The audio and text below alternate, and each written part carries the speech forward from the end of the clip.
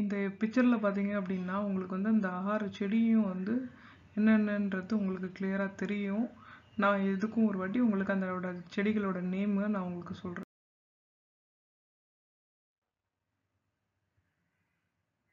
துளசி, தூதுவளை, உமவல்லி, திருநீர் பச்சிலை, சொற்றுக்கத்தாழை,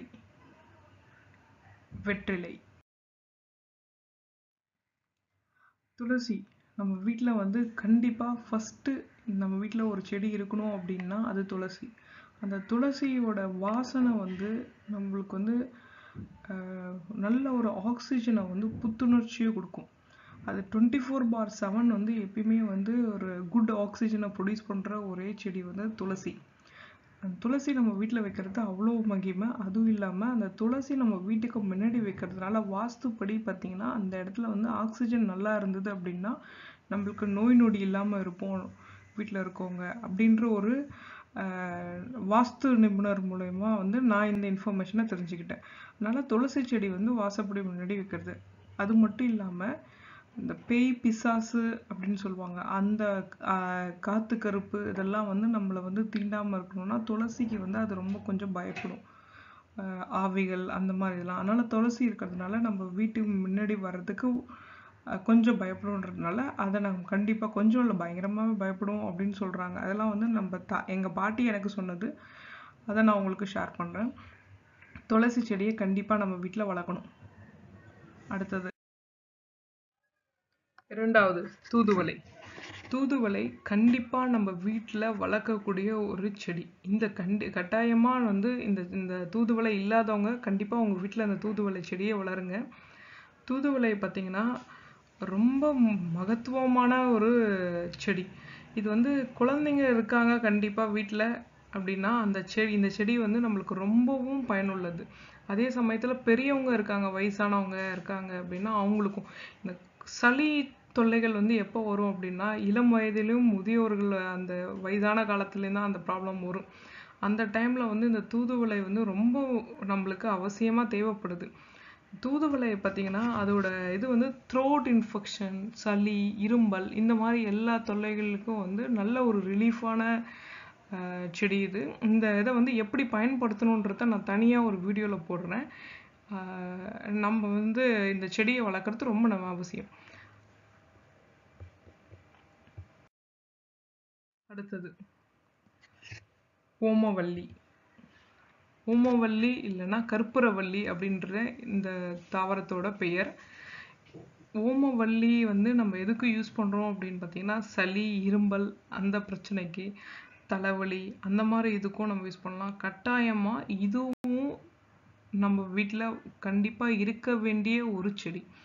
இதில் நம்ம கஷாயம் வச்சு குடிக்கலாம், ரசம் வச்சு சாப்பிடலாம், என்ன நீங்கள் துவையலாக கூட செஞ்சு சாப்பிடலாம். ஸோ இதோட தனியான மகத்துவத்தை பற்றி நம்ம தனியான ஒரு வீடியோவில் நம்ம அதை பற்றி பேசலாம். இப்போதைக்கு வந்து இந்த இன்ஃபர்மேஷன்ஸ்க்கு நீங்கள் இதை வந்து இந்த இன்ஃபர்மேஷன் எடுத்து நீங்கள் கண்டிப்பாக இந்த வீட்டில் வளர்க்கணும். நெக்ஸ்ட் அடுத்தது வந்து திருநீர் பச்சிலை. இந்த திருநீர் பச்சிலைன்றது வந்து நம்மளுக்கு பார்க்க துளசி மாதிரியே இருக்கும் ஒரு வகையான தாவரம் தான். இதில் வந்து பச்சிலைன்றது வந்து பச்சை நிற பூ இருக்கும், அந்த ஊதா பூ கலரில் பூக்கள் இருக்கும். இந்த திருநீர் பச்சிலை வந்து இந்த நீர் பிரச்சனை அந்த மாதிரி இதுக்கெல்லாம் வந்து நல்ல தீர்வுங்க. இதை வந்து நம்ம உடம்புக்கு எடுத்துக்கிறதுக்கு ரொம்ப முக்கியன்றதோட நம்ம வீட்டில் நம்ம வாசப்படிக்கு முன்னாடி வைக்கிறது செடியை நட்டு விட்டோம் அப்படின்னா நம்ம ஜன்னல் ஓரங்களில் நட்டு விட்டோம்னா அந்த காற்று சுவாசிக்கிறோம்ல அந்த சுவாசிக்கிற காற்றே நம்மளுக்கு வந்து உடம்புக்கு அவ்வளோ நல்லது. அதனால் கண்டிப்பாக இதை வந்து நம்ம வீட்டில் வளர்க்கக்கூடிய ஒரு தாவரம். அது மட்டும் இல்லாமல் இது வந்து ரூம் ஃப்ரெஷ்னரும் சொல்லுவாங்க. இந்த இலைகள் அந்த இலையோட இருக்க அந்த காம்பை இது பார்த்திங்கன்னா அந்த பூக்கள் இதெல்லாம் அதை நீங்கள் கட் பண்ணி ஒரு சின்ன ஒரு ஃப்ளாஸ்க்கு அந்த மாதிரி சின்ன தொட்டி அந்த மாதிரி இதில் வந்து பார்த்திங்கன்னா வீட்டில் வந்து அழகு பொருளாக கூட நீங்கள் வைக்கலாம். அந்த வாசனை வந்து அவ்வளோ ரொம்ப நல்லது. அது சுவாசிக்கிறதுனால நம்ம உடம்புக்கும் ரொம்ப நல்லது.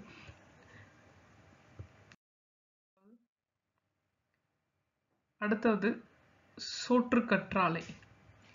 சோற்றுக்கற்றாழைன்றது வந்து இந்த தாவரத்தை பார்த்தீங்கன்னா நம்மளுக்கு வந்து கண்டிப்பாக வந்து எல்லாருக்கும் தெரிஞ்சிருக்கும். இது வந்து ஏர் பியூரிஃபையர்ன்றது.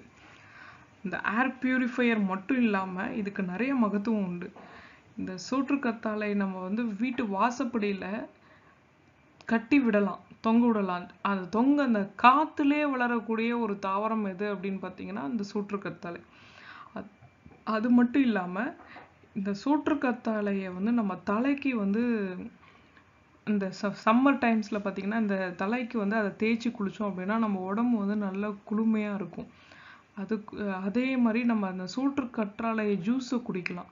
அந்த சோற்றுக்கத்தாழையை வந்து அது உள்ளே இருக்க அந்த இதை மட்டும் எடுத்துட்டு அந்த ஜெல்லு மாதிரி இருக்கிறத மட்டும் உள்ளே எடுத்துட்டு அதை லைட்டாக நம்ம வாஷ் ஏன்னா கசப்பு தன்மை அதிகமாக இருக்கும். அதை லைட்டாக வாஷ் பண்ணிவிட்டு மோரில் கலந்து உப்பு போட்டு குடிச்சிங்க அப்படின்னா அவ்வளோ அவ்வளோ பெரிய நன்மைகள். நம்மளுக்கு நீர் ப்ராப்ளம், உடம்புல இருக்க அந்த குடல் ப்ராப்ளம், அந்த ஸ்டொமக்கில் இருக்க எந்த பிரச்சனையும் வந்து எல்லா பிரச்சனையுமே வந்து சரியாயிடும். இது ரொம்ப முக்கியமானது. இந்த சோற்றுக்கற்றாழை நம்ம வீட்டில் கண்டிப்பாக வளரக்கூடிய ஒரு இது. அதை உங்கள் வீட்டில் இல்லை அப்படின்னா நீங்கள் கண்டிப்பாக இந்த சோற்றுக்கற்றாழையை வளர்த்து இந்த சம்மர் டைமில் வந்து கண்டிப்பாக இதை வந்து பயன்படுத்துங்க. இது மட்டும் இல்லாமல் நிறைய மகத்துவம் உண்டு. அதை நம்ம தனியாக ஒரு வீடியோவில் பார்ப்போம். அடுத்தது வெற்றிலை. வெற்றிலை வந்து அனைவர் வீட்லேயுமே வந்து நம்ம வந்து வெள்ளிக்கிழமை, சனிக்கிழமை, செவ்வாய்க்கிழமை இந்த மாதிரி நாட்களில் நம்ம வந்து பூஜை ரூமில் வந்து சாமிக்கு வந்து தெய்வத்துக்கு வந்து சாதம் படைக்கும் போது இந்த வெற்றிலை, பாக்கு, பழம், பூ இதெல்லாம் வச்சு நம்ம படைக்கிறது வழக்கம். அதனால் அந்த வகையில் பார்த்திங்கன்னா நம்மளுக்கு வந்து அதையும் யூஸ் ஆகுது. அதே சமயத்தில் குழந்தைங்களுக்கு வந்து சளி பிடிச்சிருக்கு, இந்த சம்மர் டைம்லாம் பயங்கரமாக சளி பிடிக்கும். இந்த வெயில் சூடு உடம்பு அதிகமாக ஆக அந்த சூட்டுனாலே சளி வரும். அந்த சளியை தீர்க்கிறதுக்கு வந்து இந்த வெற்றிலை வந்து ரொம்ப பயனுள்ளது. அதனால் வெற்றிலையை வந்து நம்ம வந்து காலையில் ஒரு வெற்றிலை, ஒரு மிளகு, சீரகம்லாம் போட்டு லைட்டாக கொதிக்க வச்சு குழந்தைங்களுக்கு கொடுத்தா கூட அது உடம்பு சூட்டை வந்து தணிக்கும். அதனால் கண்டிப்பாக வெற்றிலையை வளர்க்கணும். நெக்ஸ்ட்டு வந்து இன்னொன்று என்ன பார்த்தீங்கன்னா, வெற்றிலை வந்து நம்மளுக்கு வந்து டைஜஷன் கெப்பாசிட்டி வந்து அதிகம். நம்ம எவ்வளோ ஹெவி ஃபுட்டு எடுத்துக்கிட்டாலும், நான்வெஜ் எது எடுத்துக்கிட்டாலும் அதை வந்து சீக்கிரமாக செரிக்கிற தன்மை கொடுது.